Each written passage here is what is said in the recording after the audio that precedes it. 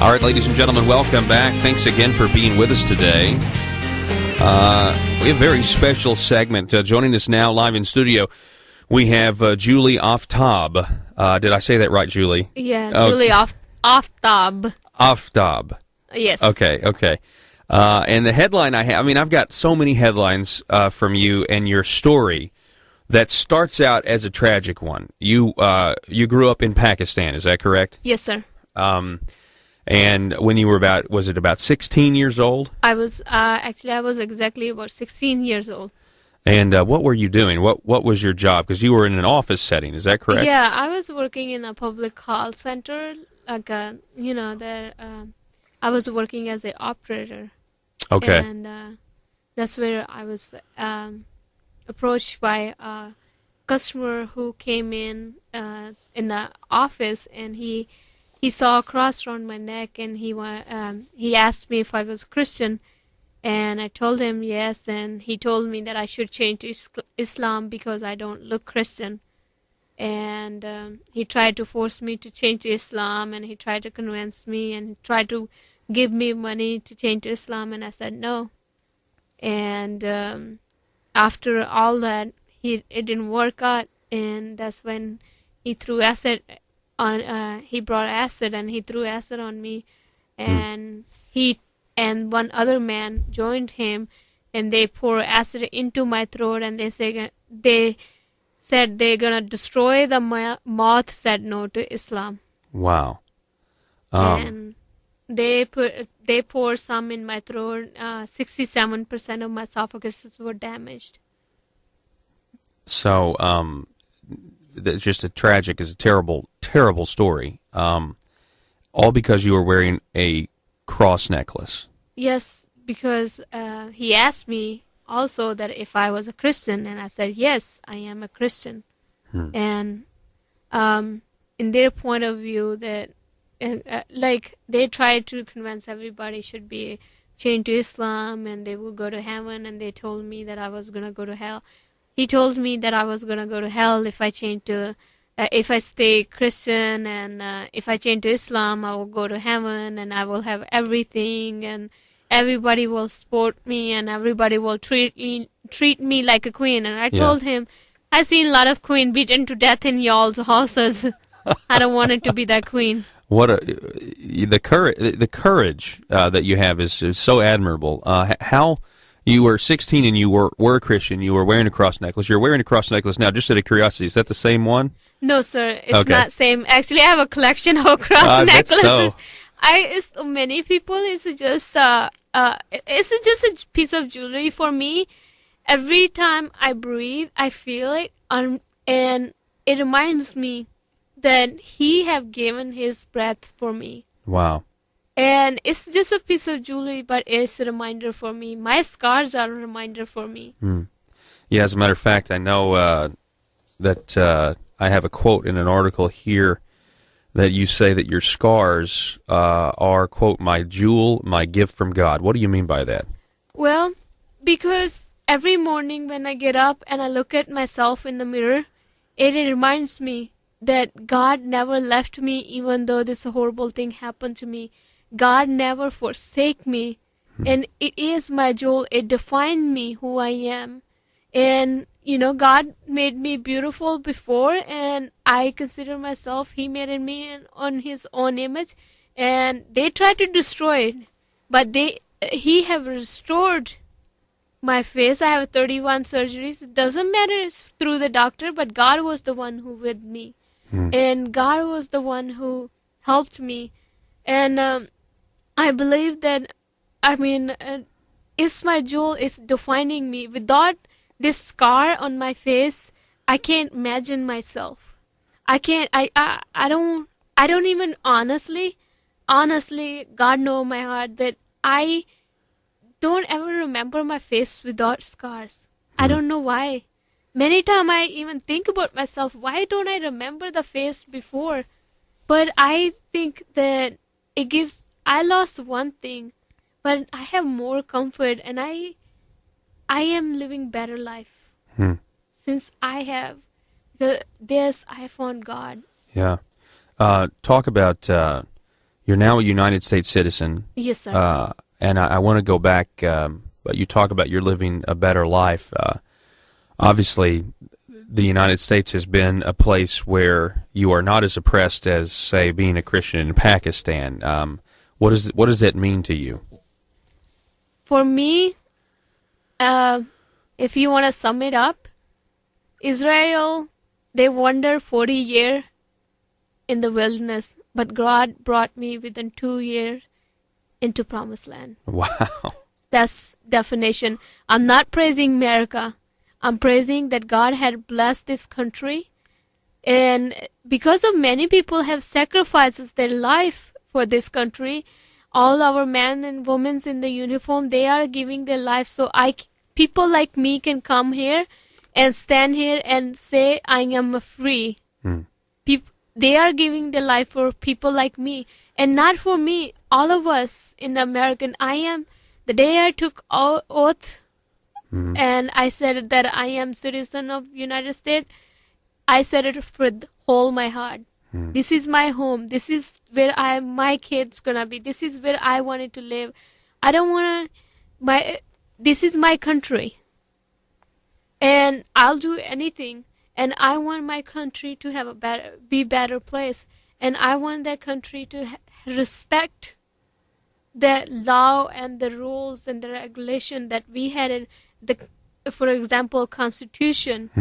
You know, for that many years, this Constitution have led us, and we became the most powerful country in the world, and because our founding father had put God first in their life.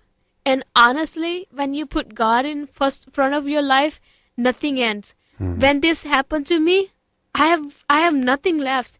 Muslim people threw acid on me. Doctor was given me poison. I was totally blind. 67% of my esophaguses were damaged. They said I will never be able to speak. They set my house on fire. My family suffered a lot. I had nothing to lose but the faith. And I put God in the front of me. And look where I am. They wanted me to be miserable. Do I look miserable? No. Who's miserable? They are. Because every time they will think what we did and she never done anything. And they're going to be more miserable. And God going to bless me. Because I look up onto God, and this country, our founding father looked up to God, and that's why this country became successful. Yeah, it's a very accurate statement. And when you look at America compared to other nations, with what you said, we established a country out of humility more than one of supremacy. Yes. Because if you recognize God, you are saying that the state is not supreme, that God is supreme, and the state exists because of Him, not in opposition to Him. So it's actually very, very well said. You're a Christian, you're in Pakistan. A lot of people out there, Julie, we're talking with Julie Aftab. I'm sorry if I keep missing that. That's okay. A lot of people out there, Julie, do not know that there are Christians in Pakistan. They think it's it is a predominantly Muslim country, but talk a little bit about other Christians who are in Pakistan that are not in the United States, that haven't migrated and been as fortunate as you. Are they still being persecuted as you were? I know a lot of them. As you might read in my article, I have safe houses, I have sewing center, I have working with the school. Those people been persecuted day after day. There was a recently happened Peshawar bombing, twin bombing in the church. There was a lot of people were killed, including kids. A lot of kids were gathering their parents' body part. A lot of parents were gathering their kids' body part because they're simple. Because they choose to live peaceful life and they wanted to go to church, and that was their fault, and they were killed. Then there was a place called Badami Bagh. It was Christian colony, and the Muslim people don't want it to be there. If they don't like something, what they will simply do, tore the piece of Quran or something, verses of Quran, and they will throw it at Christian houses or people, and they will say they insulted Islam. There was one girl, she was, I'm not sure what the age, they said 14 or she was 11 or 14 years old. Her name was Rimsha. She was a really popular case, in like a lot of on the news.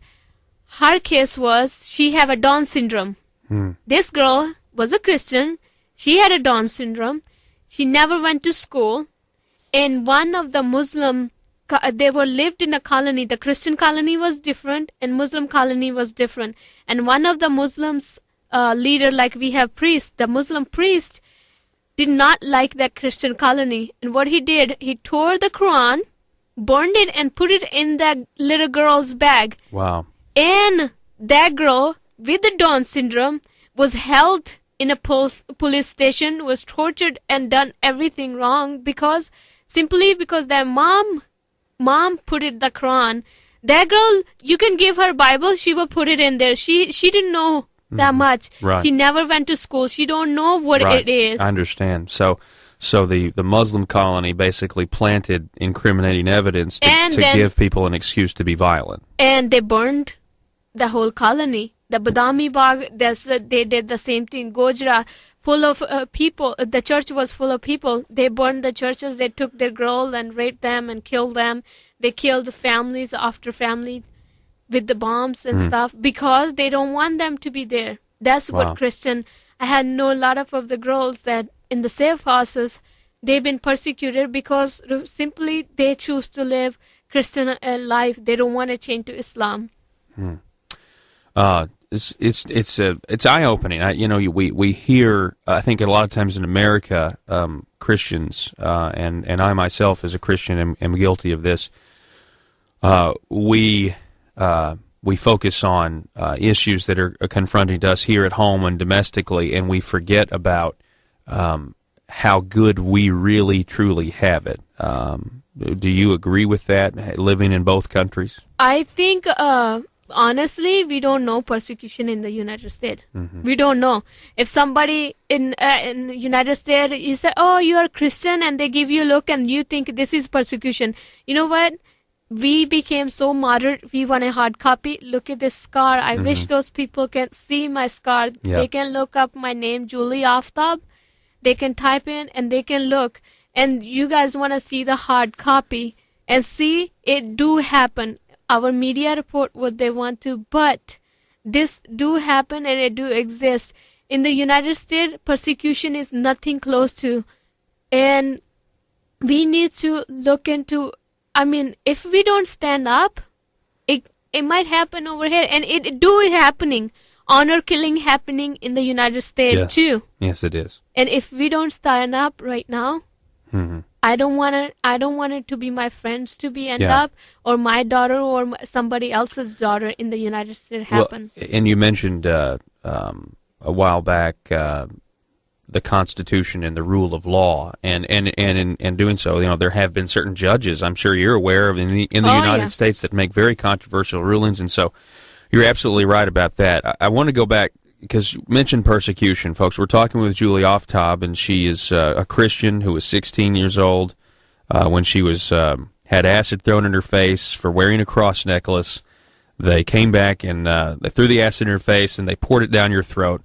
But did they not go to hospitals as well and warn the hospitals not to treat you, or else they would burn the building down as well? They told the 3 hospitals refused to treat me, and because they said the people got together, even police got with those people, and they said, if you treated her, we're going to set hospital on fire.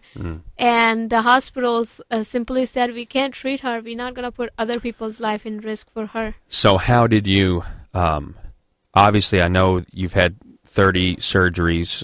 Most of them I had it in the United States. Okay. Some of them, one I had over there, I was treated fully awake, and the doctor told me that if I change to Islam, he will pay for my treatment. And that's the same doctor who gave me poison. 3 months, 17 days later, that's the doctor who gave me poison. So the doctor tried to kill you. When the initial acid attack happened, who was the first person that showed you some compassion? Obviously, you were a member of a Christian family, so they knew what had happened. How did they get you help initially? There was some nurses who were Christian. They tried to help me. Okay. And you've also, and I didn't realize this until we talked before you came on, you've also been shot. Yes, sir. Tell me how that happened. Well, I moved to a different place, and I thought it happened in 2003. Acid and the poison was given in 2002. And 2003, I thought everybody forgot about me, and first I was hiding, and I came out, and because you're in Pakistan at this point. Yes. Okay. And I moved to a different place, and I thought everybody forgot about me, but until I got shot, and I found out, no, they did not forgot about me. Where did you get shot? I got in my stomach and my forehead. My forehead just, it broke the skin. I have skin graft over it, and my stomach, it just went through here and got out of my back. Wow. Just from the side of because my mom pushed me, and if she didn't push me, that bullet could have went through my brain and stuff. Right. Wow. So, I mean, folks, this is just such a testimony, and Julie's here, and she's saying that she puts her trust and her focus in God, and you do give Him all the credit. I have another quote from you. Aside from you having the courage, let me ask you this: do you forgive the people that did this to you? Have you forgiven them? Let me tell you this little story.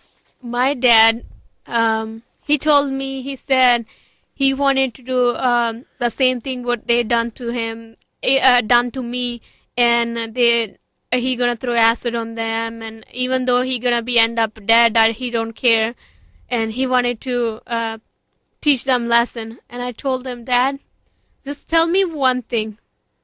If you do what they done to me, do my scar will go away? Do all the pain that I went through will go away? If it does, you can go for it. But all you're gonna do, create more hurt and pain. I know how I feel when all this pain and the scar and the wound give me when I got burned, and I don't want anybody to go through. Even though what they done to me, it was wrong, but I know the pain. And for me, God is the judge, and He can do better revenge than me. If I try to take revenge, might be not done it. Mm-hmm. But you know what? I used to pray. I said, God, I'm not going to carry the dead body of revenge and hatred. I'm going to throw it at your face. You going to take it. And He can.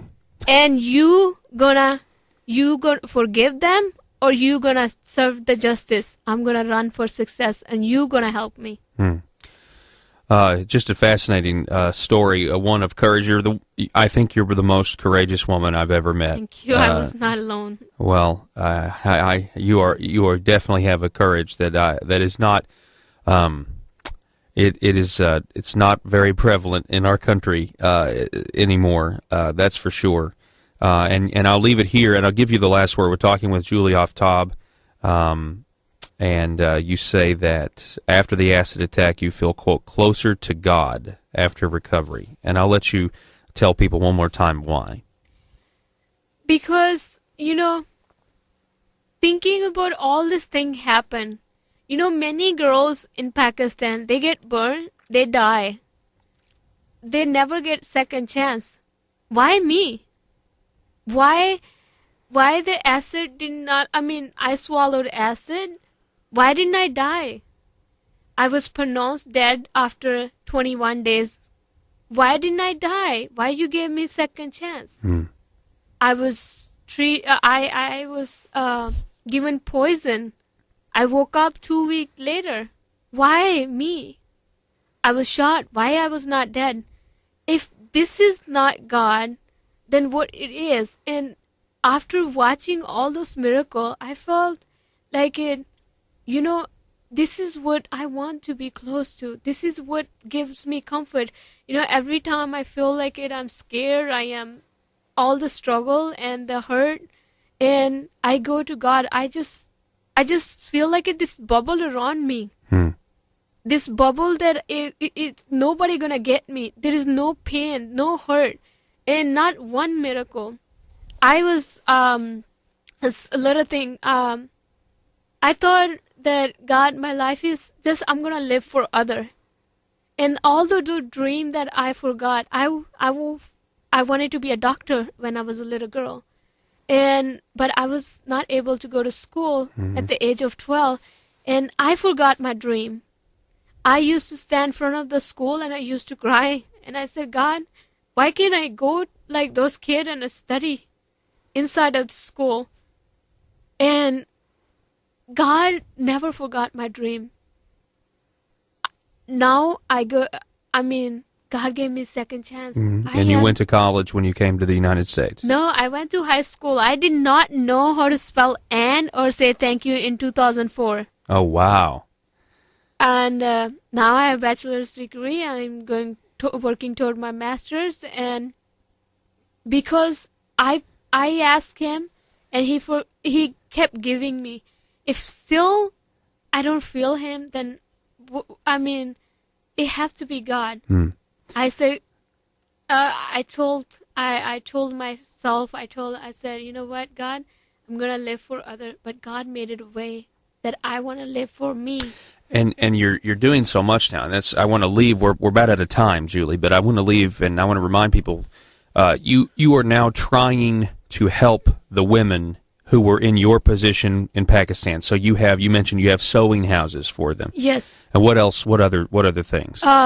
Me and my fiance, we managed to open a sewing center, and I have some two safe houses. Yeah. And 6 sewing center that are working on it, and we had it, and also we have school, and I have 800 kids. Wow. That are like most of the Muslim school don't want to help them, so me and my fiance, we are working on that. It's an incredible story. You also help other Muslims as well, Muslim women who are being oppressed, not just Christians.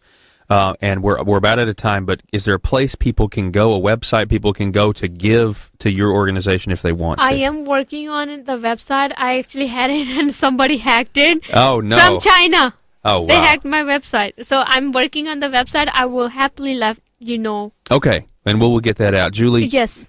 You were a model of courage, such an uplifting story. Folks, you need to check her out online and be familiar with her story. Julie Aftab. Thank you, ma'am, for coming on. Thank you, sir. All right, folks. Got to go to the break. Back in a minute.